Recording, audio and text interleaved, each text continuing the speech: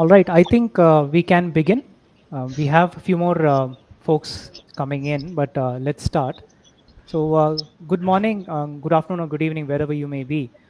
So, to the first ever session in the series focusing on patient experience at hospitals, organized by BestDoc.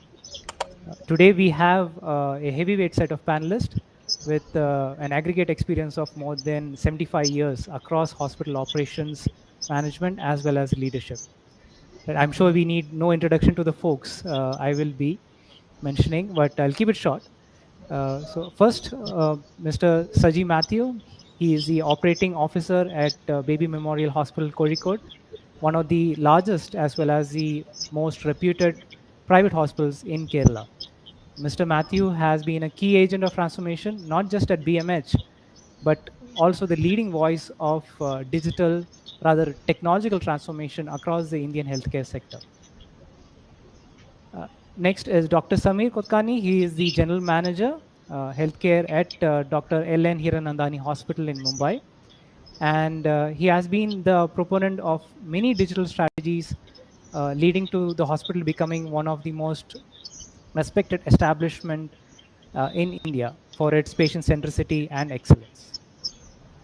And as host, we have Bharat Gera, who's a strategic advisor at BestDoc and a pioneer in digital transformation of healthcare. Bharat has worked with hospitals across India, including most recently at St. John's National Academy of Health Sciences in Bangalore, and has designed and implemented multiple projects for digital healthcare globally. So, welcome all of you, gentlemen, and over to you, Bharat sir.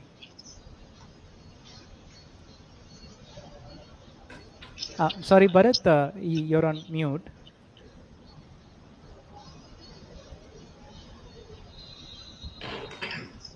Yeah. Thank you, Mithun, for the warm introduction and welcome, Saji, my dear friend, and Dr. Samir. Let's start the discussion with an overview of the topic. When we're saying how technology can improve the experience and the operational efficiency, the question that often comes to the mind is that are we going to have a trade-off between what it takes to achieve operational efficiency and delivering a great patient experience? Few times people talk about, like, if you're going to have, let's say, the radiology, and if you want the maximum machine utilization for your MRI or CT machine, you're going to have long waiting times. Is that really true? Or can we look at a world where efficiency actually improves patient experience? I'd like to start with Mr. Saji Mathew with his experience at Baby Memorial and give us an overview of what he thinks about this. Saji, off to you. Over to you. Uh, Good morning, everyone. Thank you for having me in the panel. Um, just to address that question, Bharat, giving a good experience, a delightful experience, doesn't mean that when we are compromising on the optimization of our optimal utilization of the resources that we have. We can provide a good, better experience to the customers by leveraging technology and also at the same time optimally utilizing our resources. For quoting your example of making the patient wait for a MRI CT or giving them a time slot maybe at odd time, but how we can give a better experience to them. Say, for example, if they wanted to book for an MRI CT, we can give a better experience. Okay, the moment they book, tell them exactly what the people hate waiting.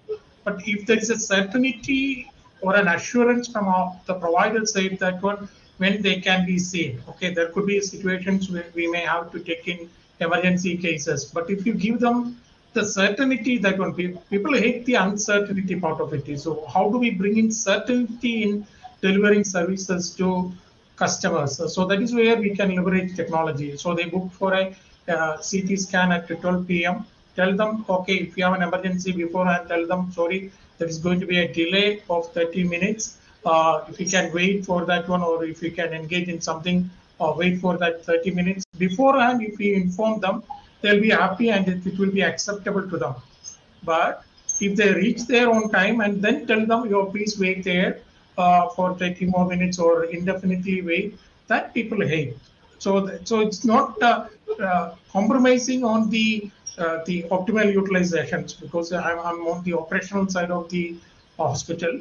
Of course, we will be looking at operational efficiency in terms of optimal utilization of all the resources that we have, and also efficiently utilizing the resources or efficiently all the processes that we have. We will look at optimizing or looking at service excellence, but that doesn't mean that one we are compromising on it experience or the way we engage our patients. So we what the patients need is certainty. If at all there is going to be like some delay, we want, and also once they are here, good turnaround time. So, Sorry, Bharat, you're on mute. I'm sorry, I had to put myself on mute. So I think you made very, very important points about creating an expectation that can be met, and that is what it takes to keep the patient experience in control while you are doing the operational efficiency. Of course, we've seen at BestDoc that several times you can actually optimize the patient experience and the operational efficiency at the same time. Um, if you're able to choose the right cases to come to the machine at the right time and you sequence them in the right order, you actually achieve both. Um, I'd like to hear Dr. Samir's view also on this at a very high level first. What does it take to combine both operational efficiency and patient experience? Uh, Good morning to the panelists, my fellow panelists, and also to BestDoc and Mr. Bharat Gera, and thank you for having me here. Um as far as the technology, use of technology, and the operational efficiency because of the use of technology and the patient experience is concerned, both go hand in hand as far as what I have experienced during my career. Uh, the patient experience is like, for example, if the patient opts to go for any diagnostics or for admissions or for consultation to a doctor, the patient is mentally prepared for the waiting time or for the process or the formalities to be completed before actually what the patient seeks to go to the hospital. So this mental preparation is already there. The only thing is what I have experienced is that the communication is most important factor as far as patient experience is concerned. If we communicate properly, if we give them a prior idea of what would be the waiting time, what would be the formality that has to be completed before actual consultation or admission of a patient, then there won't be any bad experience or the patient's dissatisfaction. So that is one part. Second, with operational efficiency, with the help of technology, we are enhancing or reducing the TAT, the waiting time. So it always helps. It will never basically compromise on the patient experience as such. The use of technology will always help in reducing the TAT, in increasing the efficiency of any process where the technology comes into play. So what I feel is both go hand in hand. The most important part is communication. Even technology takes a very important role, plays a very important role in communicating to the patient. You're Like, absolutely for right. example, SMS or sort of a display on the screen. So these are the things which definitely will help the patient to get to know. You're Uh, absolutely right. What we've seen in BestDoc experience, for example, is when patients, have no-shows, that creates a problem from the efficiency point of view. But when we send them IVR reminders or we call them up and make sure that we know whether they're coming or not, we're able to reduce the no-shows from 30% to 10% in many cases. So Absolutely. that improves the efficiency and improves the patient experience at the same time. Um, I know we have several, you know, uh, aspects of the patient journey need to consider. So I want to try and break this up into the entire patient journey, like Saji had spoken about earlier, and Dr. Samir had also spoken about earlier. That can we speak about right from the point of discovery to the point of completion of the episode in an outpatient journey? Where does technology come in? What are the kind of interventions that happen to make the experience better and improve efficiency at the same time? So we'll go with Dr. Samir first. Dr. Samir, do you want to talk about the outpatient journey right from the discovery to the completion of the consultation experience? Yeah, I would like to place it in from patient's perspective, so it will be very easy for the viewers also to understand. In the sense that what would the patient wish to have when he opts to go to a hospital? When he opts to go to a hospital, it is only the doctor's consultation that he wishes to have. What are the other things which are around this? Or say, for example, let us not go into specifics. Let us go into a little more of generic, where patient wishes to get treated or get treated for any of the ailment is the only thing that the patient requires if the patient wants to go to the hospital. So what goes in and around this is formalities which are required as far as admission is concerned, formalities which are required as far as booking of an appointment is concerned, formalities which are required as far as registration of a patient is concerned. So these are the things, paperworks or on digital platform, these are the things which takes the patient towards the treatment, or the patient who actually wishes for the treatment to avail. So apart from that, all the other things which are around is just a supportive sort of a thing to get this entire journey of the patient right from entering the hospital to leaving the hospital is concerned. So as far as IP is concerned, if we, and in every aspect technology can play a role. In every aspect, say for example, if the patient wishes having a ailment and nearby hospital is Dr. Hiranandani hospital, so he goes to the website. From the website the patient can do a booking, which is technology. The patient can basically pay prior to the this thing consultation. The patient can get the registration number or the unique code through the technology, with the help of technology. These are few examples.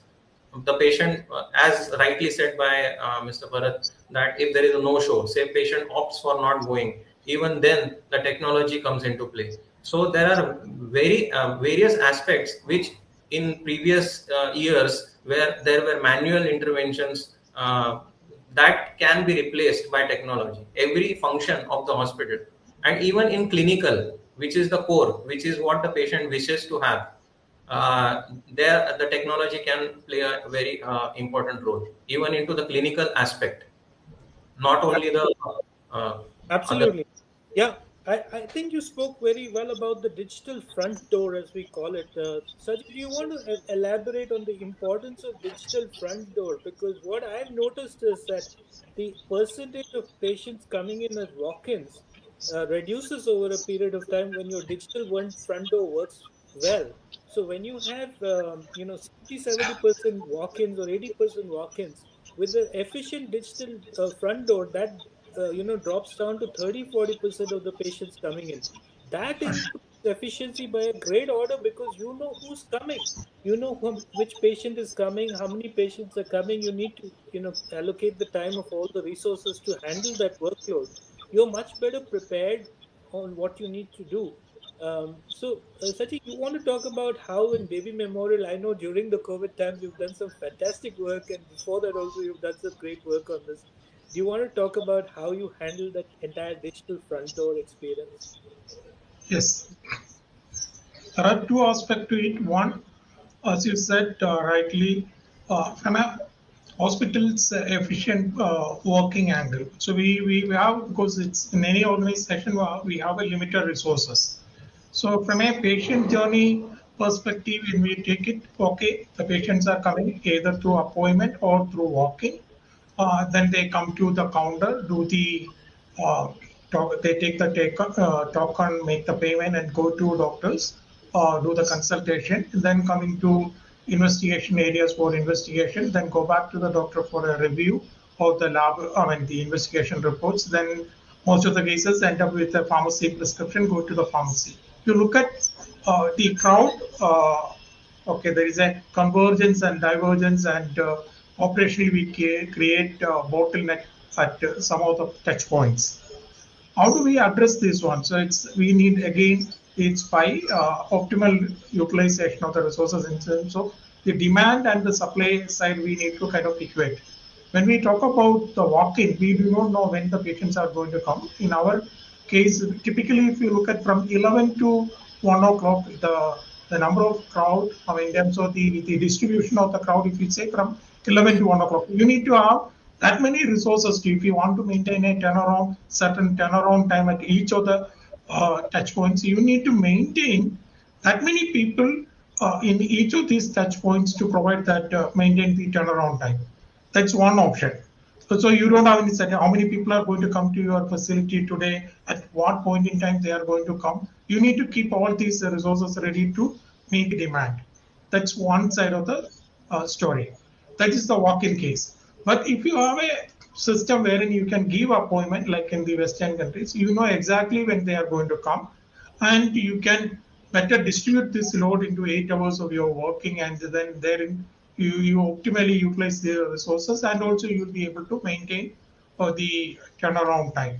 In our example, before we started BestDoc, we had around 40% of the daily OP consultation was through appointment. The remaining 60 was mostly walk-in. Yeah. After 2.5 years of using the BestDoc system for appointment through various channels, now we have around close to 70% is appointment and the 30% is walk-in. So we were able to reverse that proportion, and we are able to better utilize our resources, and also the crowd at that peak time we are able to better manage. What we have done is the 2 shifts. Most of the cases we need to work in 2 shifts. So people work from, the hospital staff from 7 o'clock, they come, they will cover until 2 o'clock or 3 o'clock. Then the other team takes over from 11 to then expand. So we arrange the resources also such that we have maximum number of resources from 11 to like 2 or 3 o'clock. And the tail end, we have adequate number of resources. So that way we are able to, through scheduling as well as by managing the resources this way, we are able to we are at least able to keep the turnaround time to an acceptable level. Otherwise, you will struggle with the turnaround time. That's one part of how do we leverage technology, and how we are able to. We need to leverage technology in terms of engaging the customer, as well as you need to have technology to look at the operational matrices or the trend over a period of time. You need to have various dashboards and the data to analyze and understand this trend. Then only, because the data help you to understand the trend, and from there you are able to arrange operationally the supply side of it is. The demand side, you need to first understand the demand side, then you can adjust the supply side of it. So that is using the leveraging on the data, and creating avenues or the channels for the patients to engage you, or through scheduling. That is the scheduling aspect. Then during the COVID, when COVID came, we wanted to provide them a not touch kind of experience. The not touch experience, because a lot of people are like, so one option is, okay, obviously you can do a video consultation from home. And especially with the senior citizens, they don't feel comfortable. They want to have that regular hospital visits, but we wanted to reduce the number of touch points. We introduced make an appointment online. That is through various channels, like either you call the call center, or when we are now using WhatsApp to message us to a number, and there either we can the chat. There is a AI powered chatbot is there, so it will take care of most of the conversation. It's AI powered conversation, or they choose if they wanted to chat with an agent, that agent option is there, so agent will engage with. Otherwise, it's 80% of the conversation is taken care by the chatbot. They make the appointment at a convenient time, then they make the payment online. The day they come here, when they are here, so we send a reminder SMS. So using the link there, they can do the check-in. So they don't need to go to any other touch points, right from fixing an appointment, making a payment, getting a number allocated and doing the checkup, straight away they go to the doctor. While waiting at the doctor, they can fill up a uh, uh, questionnaire which is related to, because the initial age was mostly related to COVID. The doctor want to quickly assess whether he is coming from a hotspot or having any of the symptoms of the COVID before they see the doctor. That also they fill up. So when they meet the doctor, this questionnaire is already completed and it is available to the doctor at the desktop, and the doctor is able to provide a consultation. And they can upload while waiting. They can upload any other purpose, because we wanted to reduce also on the paper, I mean exchange of papers or documents. They upload any other documents they have. Everything is made available to the doctor. Doctor is able to provide the consultation where they want it. So it's the entire journey, right from doctor discovery to medicine dispensing and follow-up post-COVID also. We, in the case of COVID and some other cases, we have even a conversational AI platform which take care of the post-discharge engagement with the patient. So we leverage technology greatly that help us to achieve operational efficiency and thereby provide a better experience also to the patients by using various digital technologies. And we find out over a period, we find out WhatsApp and similar kind of chat is even the patients can be easily engaged. Even with the senior citizens, they are well versed to using a WhatsApp or Telegram, that kind of a messaging platform. I know. That, So the wonderful technology approaches that you have used to make the patient experience better. And what I see is that it's like a well-oiled machinery where the surface is the patient experience, but below all the layers are like orchestrated to work together. That is fantastic, and it makes the whole process efficient, and at the same time, delivers a fantastic patient experience. Uh, Dr. Sami, do you want to speak about some of the kiosk use of kiosks in the hospital, how it makes that efficiency improve? Because you can't always have so many people like Saji was saying. When you have a big crowd coming in and between 9 and 11, you cannot have so many front office staff, right? So I know Yes. you've been using kiosks very effectively, and I'm sure using many other things. So please go ahead and speak a little bit about that as well. Yeah. Kiosk I will certainly come to, but before that, I would like to highlight on the very important aspect of patient appointment booking. Initially, before having an association with BestDoc, we had appointment booking through call center. So the major pain area as far as patient's experience is concerned was that the patient had to wait for long for the call center officials to get connected. So the waiting time over there was the biggest problem. So we basically, with after association with BestDoc, gave an alternative to the patient, an easy alternative of booking an appointment online. So that was one of the alternatives because of which the patient experience really was better. Now, after booking an appointment, the patient coming to the hospital, as rightly said, there are certain days, like for example, we in our hospital have Saturday or Monday, where there are a lot of patient crowd. Saturday, obviously, because of most of the corporates and this thing, which are in and around this area, are having weekly off. So they prefer Saturdays, and Monday is because of the backlog of Sunday being the off day. So those are the 2 days where we have a lot of crowd. And as rightly pointed out, kiosk has certainly helped us in basically diverting the crowd for the formality which the patient has to carry out at the counter physically. The kiosk carries out the same function. And And technology is scalable. You don't need. yeah, yeah. And even now we are basically going ahead with the payment mode, which is also a part of the kiosk, where the patient can pay for their prior to consultation, whatever the payment has to be done can be done on with the help of kiosk itself. Like, it's not only restricted to booking an appointment or registration, but it's Yeah, also the payment which can be yeah, carried and out. what I look at, it's the way to go forward is that all the people who were not doing patient facing work or not, they can become more knowledge workers. So instead of them doing the machine's job, they can do the job of making the patient comfortable. Absolutely. They can explain procedures to the patient. They can guide them. They can be their help, Absolutely. navigators to the care. So it Yeah. gives the human touch, and the human person does the human part, and Yeah. the machine Machine does takes the the care of other formalities. yeah, and that really improves everything. Now, coming to the inpatient journey, I've seen that hospitals have been woken up by this whole movement of pristine care, which has opened this digital front door for surgeries. We see it on the television ads. We talk about many venture capitalists talking about it. And I want to hear your views on how the inpatient care, right from the time of discovery and doing that insurance procedure, getting the approvals, and all those processes, and making sure that the check-in is done properly. When they come to the room, they're settled down properly in the room. I want to hear from you, Dr. Samir. How are you using technology, and what do you think more can be done in that to improve the patient experience?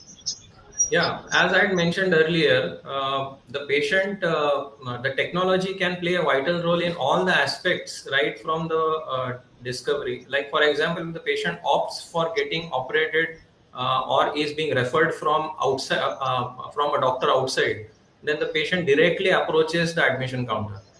And the other option is where the doctor from the hospital recommends for admission. So these are the two areas, and the third option is the accident and emergency, which is the emergency area from where the patient comes for admission. So these are the three areas, out of which the one area where the patient has been recommended for an elective admission can get the formalities done while the patient is trapped. This is just an imagination. I have not, we have not used this in our hospital yet, but this has been suggested even to BestDoc that we can get the prior formalities before admission while the patient is either traveling or when there is a confirmed admission. All these formalities can be carried out, and the time utilized by the or wasted to so to say by the patient while traveling to the hospital all in the morning can be done for registrations and even paying a deposit prior to admission. So these formalities can be carried out, and the patient comes there, gives a sort of a token number, which is the identifier. The staff on the counter will just enter the token number, and all the formalities which the patient has already fed during the transit reflects, and the admission time is in within seconds or in within minutes. So this is the Dr. experience. I think with customers like you, we really learn a lot about what you foresee can be done in the future, and Yeah, what you set as the targets and the the goals, like you're speaking about, that they should be able to do the admission within 5 minutes of arrival. I absolutely. know right now it takes much longer time, and Yes, doing the yes, necessary yes, suggestions that you've made will go a long way in solving that problem. absolutely. I think that's fantastic. We'll come to a little bit more about the inpatient experience. Let's also go to Saji and ask him the digital front door for inpatient experience. Saji, what are your thoughts on that? And what are you Yeah, doing more or yeah. less? Some of the things that we already started doing, some are like already implemented for more than a year, and some others that we are exploring. The things like when the patient comes, they need an estimate. One part of the financial counseling or part of the admission process. We have created a tool, and also that is available through Kiosks, for which, I mean, that is basically to bring in trust or the transparency in the way we bill the patients, and that is also now part of the clinical establishment that we need to display things. And of course, when it comes to a surgery, we cannot either it has to be a bundled package, I mean, or it has to be like we need to estimate certain things. Only we need to estimate it. So uh, we select the type of surgery and the length of stay and other the use of equipment. So it can be. I mean, with the help of a friend of his admission staff, we have created. I mean, sorry, the admission staff. We can do an estimate in front of the customer, and we have a queue management system in terms of I mean, they can take a token wait and turnaround time, counseling effect, and also we have a digital front. We created a 360-degree view of the various rooms available. So part of the counseling itself, they can be without taking them to the actual room. What are the facilities and how the rooms need to be used. So it's kind of a 360-degree video of the facilities being given to them, and that's part of the admission process, and also the money collection in terms of the payment collection, either through we have uses the BestDoc handheld devices. That is in terms of while doing the admission, also while they are getting admitted, I mean it's treatment taking the team. Anytime they can top up their money rather than bringing currency or anything to some counter. There the security is there. They can use various electronic payment options to top up or make an advance payment or even to settle the bill at the end from the comfort of their home. While they are taking treatment in the hospitals, now what we are exploring is using wearable devices. That is, the wearable comes as an identifier, plus all the vitals can be monitored using the wearable devices.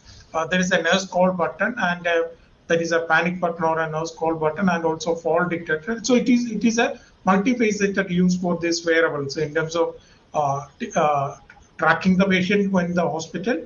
It's an identifier, and also you can measure the vitals, and also it's a nurse calling system. It's we are fully, Wi-Fi enabled, so it's within the hospital premises. All this works seamlessly, and the nurses on their monitors they can see the, and also an early warning score also it's there created. So the number of the code blue or the code RT can also be reduced by using this one. So it's early warning, because all from your vitals you can derive at an early warning of somebody falling, like getting a heart disease or an attack. So it's your code blue and RRT can also be reduced. So that is on the while being admitted in the hospital. So that is we are exploring. We are working with the technology partner using their wearable devices to do. And some of the wearables now even comes with the Amazon Alexa. For example, high-end Fitbit is equipped with Amazon Alexa. You can even go to that extent that one just use voice enabled. You can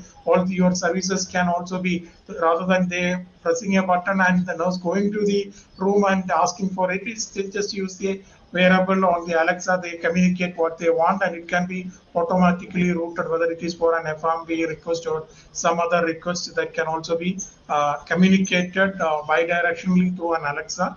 If you equip the wearable with an Alexa also, that is the possibility. And we leverage conversational AI for post-discharge engagement of the patients, especially after an angiogram, after when they, so we navigate them the post angioplasty, the 15 days or 30 days of the review period, we are engaging them. So we, in terms of medicine reminders, in terms of reminding them on the exercise regime and the compliance checking on those parts, and also we share videos and guide on a day-to-day as they progress, and they can also communicate back to the care team the recovery progress in terms of getting the vitals and other things. And in case of an emergency, they just press the panic button, and the emergency team will be able to communicate and arrange for if they need to be transported back to the hospital. So we can leverage technology in terms of discovering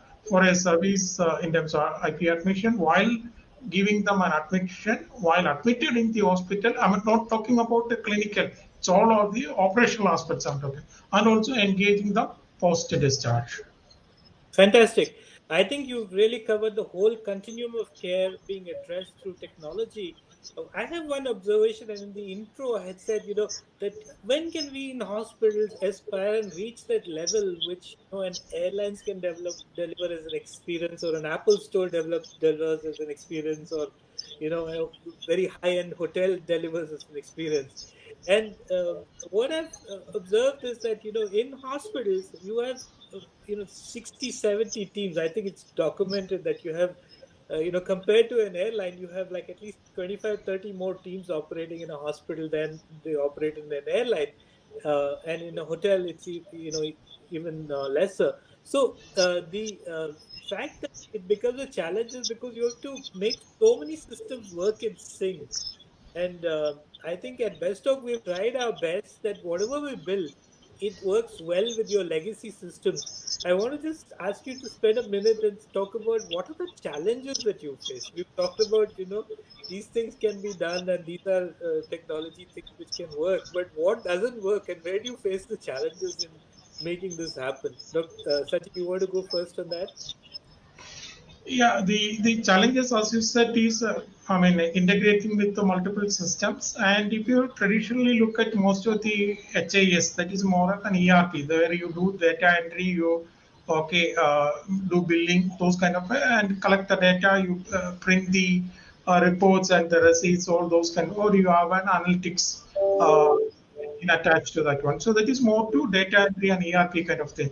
What is most of the systems lacking is a workflow engine that is automatically navigating when the entire, as we talk about the patient journey or workflows, it's need to be automated. That was one of the challenges we faced because the giving the use case of the discharge process. If you take the discharge process, most of us struggle with the discharge process where there are multiple stakeholders involved.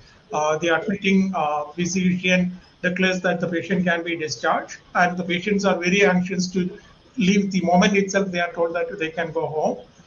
From that moment it starts. Then we need to look at, okay, we need to prepare a discharge summary or a treatment summary, which need to be reviewed and vetted by the doctor who may be in the theater or elsewhere and need to be signed with by him. And if there are medicines which are drawn from this pharmacy which need to be returned back, we need to prepare a bill.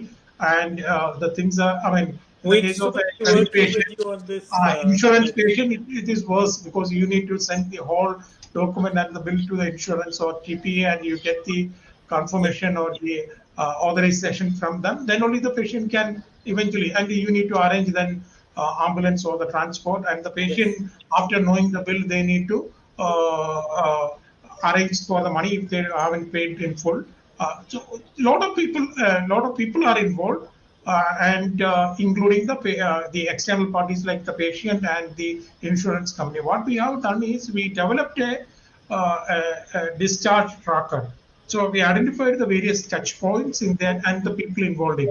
We create, what we do is we update the HIS with an expected date of discharge or the moment. So we list out the patients with an expected list of discharge, and that's an event driven. The moment doctor marks, or even with the expected date of discharge, the doctors or the ward secretaries involved can start preparing the draft discharge summary. The moment draft discharge summary is prepared, the doctors are alert. Okay, draft discharge summary is there. Could you please review?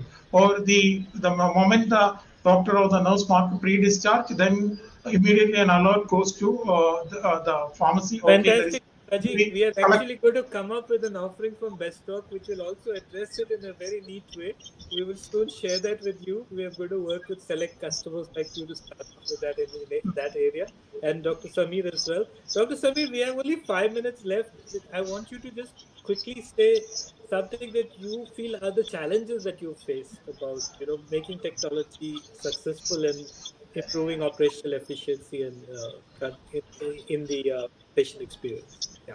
The challenges are at multiple levels, and we, with the help of technology, are able to basically reduce down the or the intensity of the challenges have reduced significantly.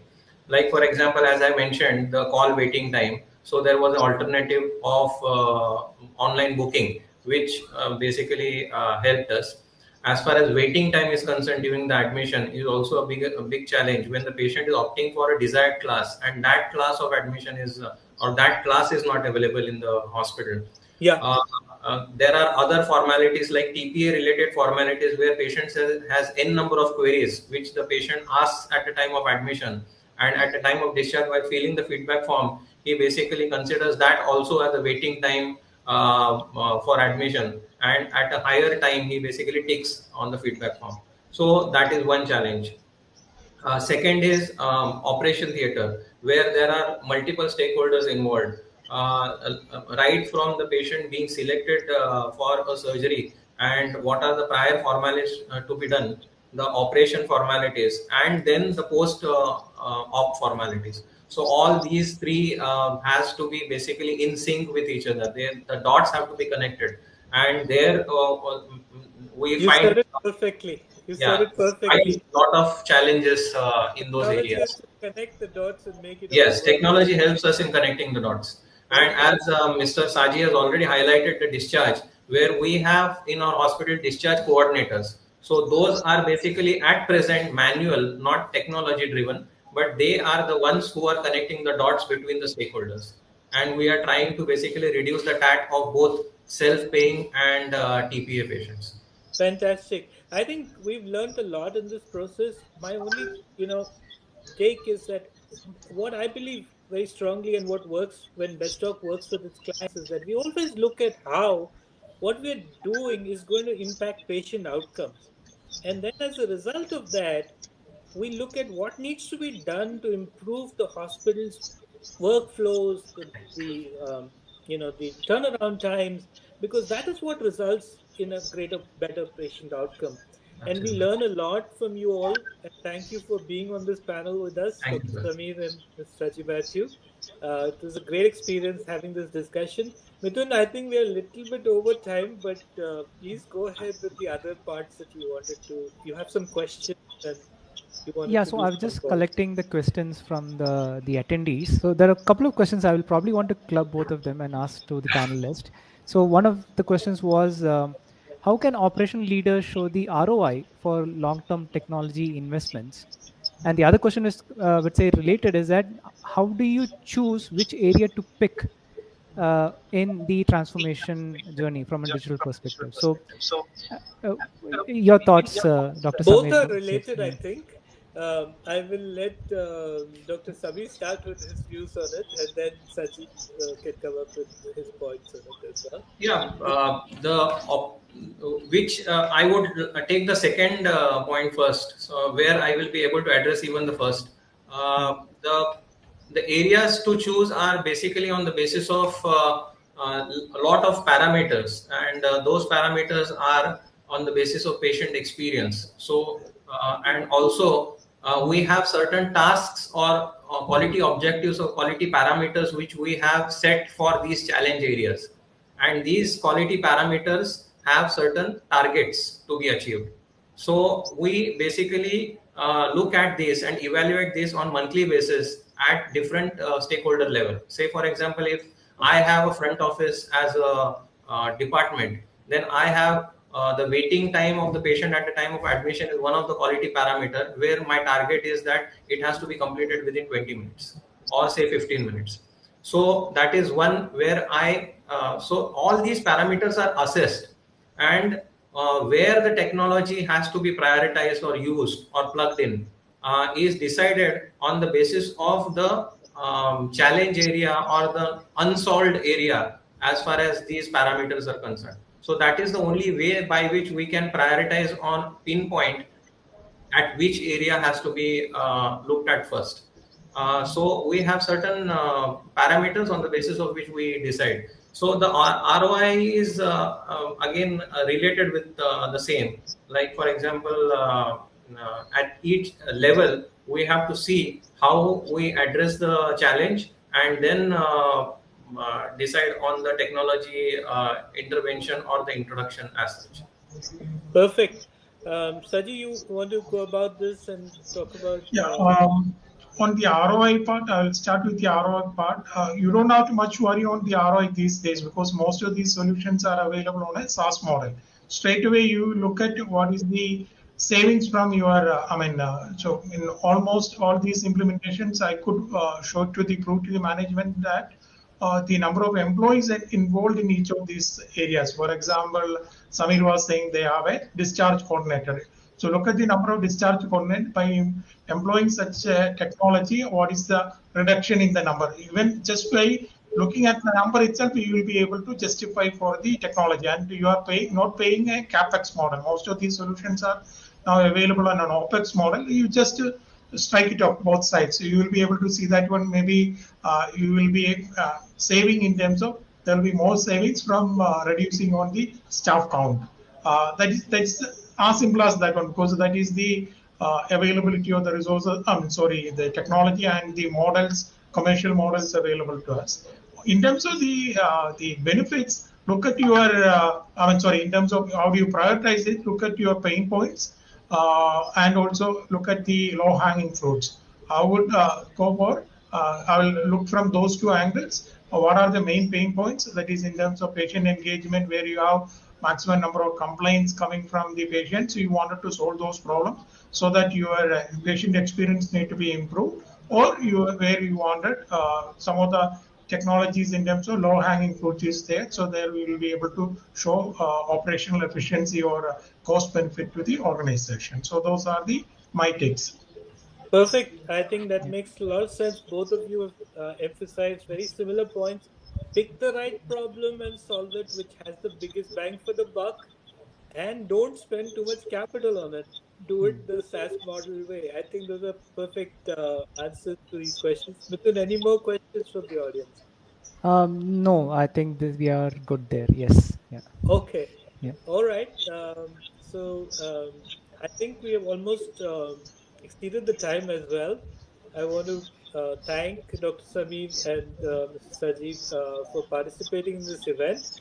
And we look forward to solving more problems with you and improving the patient experience at all stages of the continuum of the care journey. And we thank you for working so closely with us to make these products happen. And looking forward to a time when, like Dr. Sabir said, that the patient can walk in and not spend an hour, but spend 10 minutes maybe to take an admission into a hospital. And Mr. Saji Mathew, envisaged that, the journey doesn't end at the time of discharge. It continues, and we wish to, have an engagement and see how we can enable that.